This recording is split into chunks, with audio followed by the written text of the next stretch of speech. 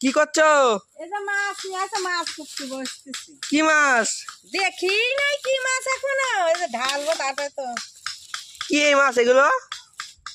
এইগুলো হ্যাঁ, এইগুলো যে পুটিস, এগুলো পুঁটি এত বড় না হয় নাকি? এগুলো সর পুটি বলে। সরপুটি? হ্যাঁ, ওই দেখ তোর বাবার মনে হয় খাওয়ার ইচ্ছা আছে, একটা ট্যাংরা নিয়ে আসে। ও, আমারও ট্যাংরা মাছ খেতে ভালোবাসে, কিন্তু একটা মাছ তার দুইজন খাওয়া যায় না। ট্যাংরা আর এটা তো সরপুটি। হ্যাঁ, সব সর পুটি। আমি কিন্তু এ মাছ খাই না, আমার জন্য অন্য কিছু রান্না করে দিতে হবে কিন্তু। কি রান্না করে দেবো তোর জন্য? আবার আমার জন্য ডিম রান্না করে দিও। আবার তোর জন্য ডিম করবো? দেখতে তো ভালোই লাগছে মাছ, কিন্তু খেতে ইচ্ছা করে না আমার। না না, ভালো আছে, খেয়ে দেখবি ভালো লাগবে। মাছটা কেটে নি, পাতনাগুলো ফেলে মাছটা সুন্দর করে আসছে। তো শুকু গেছে, মাছটা একটু জলে দিতে হবে, মাছটা আমি একটু জলে দিই। ট্যাংরা মাছটা কেটে নি,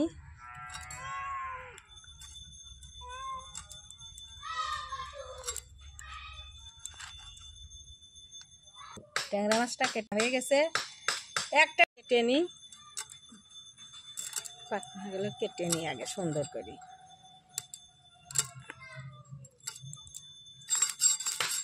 ভালো করে আঁচড়াতে হবে।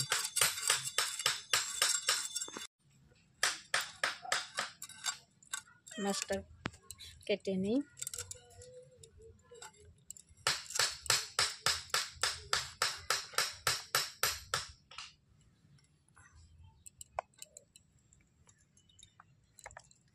মাছটা কাটা হয়ে গেছে।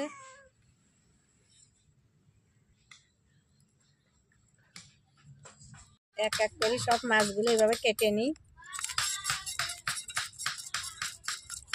শীতের সময় তো সুতাগুলো মানে আটে থাকে, শুকা যায় যে। বন্ধুরা, মাছ ধুয়ে নিয়ে এসছি। এই যে মাছগুলো ধুয়ে নিয়ে এসে এখানে রেখে দিই। আর এই দেখো, নতুন সবজি কিনে নিয়ে এসছে। আমাদের তো বছরে আনিনি, তাই আমাদের বাড়িতে আজকে নিয়ে এসছে, আমাদের কাছে নতুন সবজি। তাই এখন এই সবজিগুলো কেটে নিই।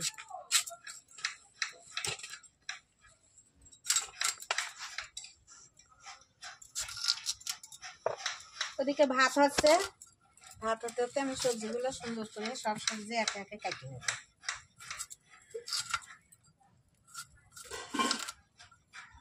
বন্ধুরা, ফুলকপিগুলো কেটে নিয়েছি মাছের ঝোলের জন্য। এই যে আমার বাড়ির লোক আবার বলছে আমার জন্য ফুলকপি দিত, তাই এই যে আমি অল্প একটু ফুলকপি দিয়ে দিচ্ছি। খেতে চালি তো দিতেই হবে। কেটে নেই। এই যে পুঁটি মাছের ঝোলের আলু এইভাবে কেটে নিছি। বন্ধুরা, এই যে সরপুটি, আমি পুঁটিগুলো সুন্দর করে ভেজে নিই। শুকনো লঙ্কার ঝোল করবো বলে শুকনো লঙ্কাটা বাটা হয়ে গেছে, আর এদিকে জিরি ভাজিয়ে রাখেছি। মাছের ঝোলে দেবো, জিরিটা পরে বাটবো, লঙ্কাটাই বাটা হয়ে গেছে, বাড়াচ্ছে দেখে নিই। চলে আসছি, আজকে খাওয়া একটু দেরি হয়ে গেছে, অনেক বেলাতেই খাওয়া গেছে। এই যে মাছের ঝোল, এই যে সরপুটি, ফুলকপি সমস্ত সবজি দিয়ে করেছি।